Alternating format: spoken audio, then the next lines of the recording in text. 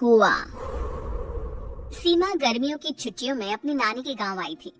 सीमा नानी के घर पहुंचने के बाद अपनी नानी के पैर छूती है और उनसे आशीर्वाद लेती है।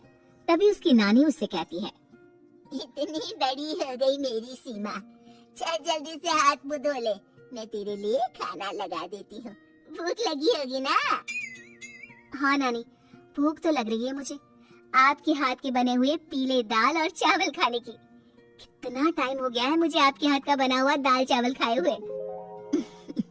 तू तो नौकरी में व्यस्त थी, तो तुझे कहाँ से टाइम मिलेगा अपनी नानी के लिए? और जब इतने टाइम बाद आई है तो ज्यादा टाइम के लिए रुक कर जाएगी तू। हाँ नानी, इस बार पूरे 2 महीने के लिए आई हूँ। सीमा की नानी अंदर जाकर उसके लिए खाना बनाने लगती है। सीमा कमरे में अकेली होती है, तभी उसे किसी औरत के रोने की आवाज सुनाई देती है।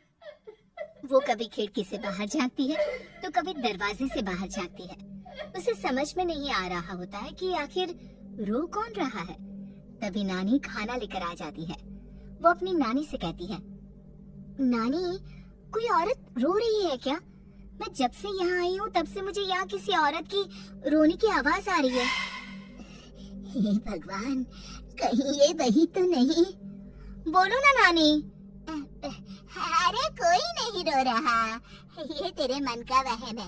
और तू ना अब खाना खा ले, ज्यादा यहाँ वहाँ की बातों में ध्यान मत दिया कर। जल्दी से खाना खा और फिर मेरे साथ आ जा मेरे कमरे में, दोनों बैठकर खूब सारी बातें करेंगे। ऐसे ही अगले दिन सीमा अपनी नानी के साथ गांव के बाजार जा रही होती है। उसी रास्ते में फिर से किसी औरत के रोने की आवाज आती है। वो अपनी नानी से कहती है, अरे नानी, क्या सच में तुम्हें अभी भी किसी औरत की रोने की आवाज नहीं सुनाई दे रही? मुझे किसी औरत की बहुत बुरी तरीके से रोने और चीखने की आवाजें आ रही हैं। मैं बहुत परेशान हूँ नानी, आखिर ये कौन है? मुझे लगता है कि सीमा को शहर भेज देना चाहिए, यहाँ रहना उसके लिए ठीक नहीं। नानी बोलो ना, आप चुप क्यों हो जाती हो? सीमा, तू घर चल, मुझे तुझसे बहुत जरूरी बात करनी है।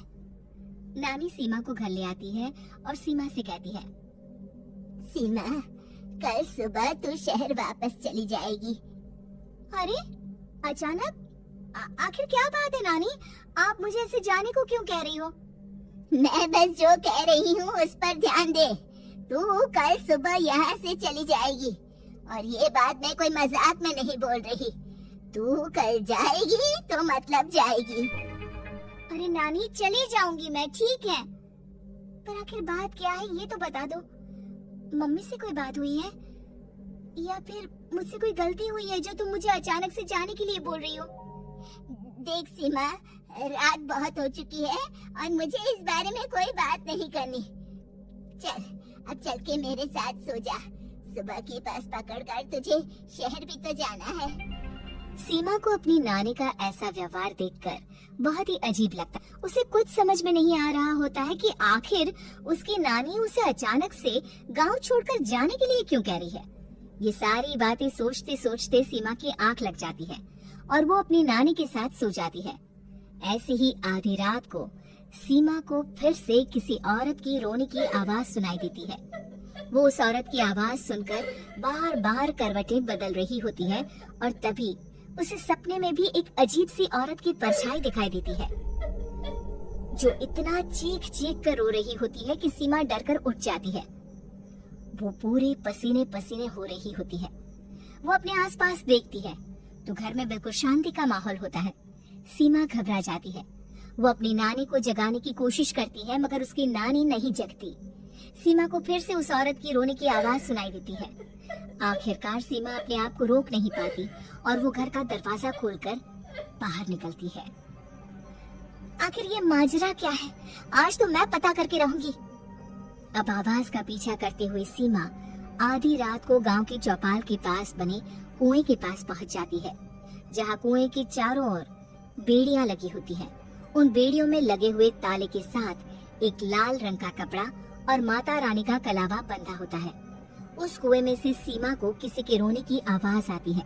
सीमा परेशान हो जाती है। इस कुएं में कौन है? कौन है यहाँ? सुनो, कौन है? कौन रो रहा है? वो चिल्ला चिल्ला कर पूछती है और साथ ही लोगों को जगाने की कोशिश करती है, मगर किसी को भी उसकी आवाज सुनाई नहीं देती। अब सीमा खुद उस कुएं के पास की बेड़ियों और तालों को खोलने की कोशिश करती है और किसी तरह कुछ देर की मशक्कत के बाद सीमा उसको खोल भी देती है।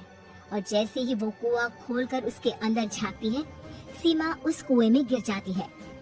इतने में उसकी नानी की नींद भी खुल जाती है और सीमा को पास ना देखकर नानी परेशान हो जाती है। नानी घबराकर पूरे घर में उसे ढूंढने की कोशिश करती है, जिसके बाद उसकी नानी और सभी लोग उस खूनी कुएं के पास जाते हैं और सीमा की नानी कुएं के पास खड़ी होती है। सभी गांव वालों और सीमा की नानी को सीमा के चिल्लाने की आवाज आती है, बचाओ, कोई मुझे बचाओ। मेरी बच्ची, हम आ गए, हम तुझे बचा लेंगे। नानी, मुझे यहाँ बहुत डर लग रहा है। यहाँ इंसान की कटी हुई मुंडिया, हाथ, पैर और कंकाल है और खून भी है। नानी, मुझे डर लग रहा है। आप सब मेरी मदद कीजिए, नहीं तो ये खूनी कुआं मेरी बच्ची को भी खा जाएगा।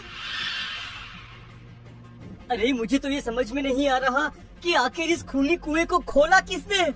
सालों पहले इसको इतनी मुश्किलों के बाद तांत्रिक बाबा ने बंद किया था।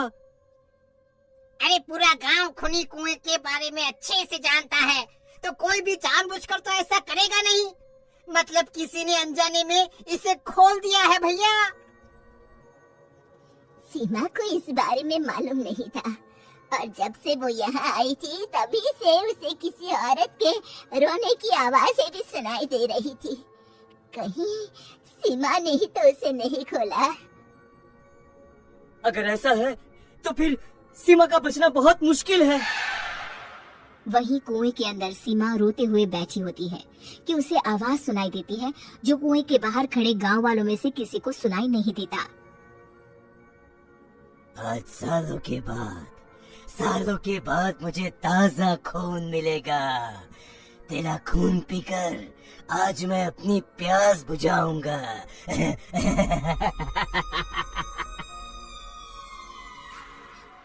कौन है? मत मारो प्लीज, मुझे जाने दो प्लीज। मैंने किसी का क्या बिगाड़ा है?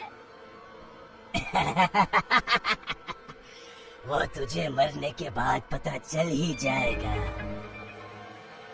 जितने में गांव वाले और सीमा की नानी कुछ सोच पाती, उतने में उन्हें सीमा की चिल्लाने की आवाज आती है और अगले ही पल सब शांत हो जाता है। क्या हुआ? सीमा, मेरी बेटी। माफ करना बहन, लेकिन अब सीमा वापस नहीं आएगी। हमें एक बार फिर से कुएं को बंद करना होगा। गांव वाले तभी तांत्रिक को बुला कर लाते हैं। एक बार फिर अपनी शक्ति से तांत्रिक बाबा उस कुएं को हमेशा हमेशा के लिए बंद कर देते हैं और वहाँ एक बोर्ड लगा दिया जाता है कि यहाँ आना मना है।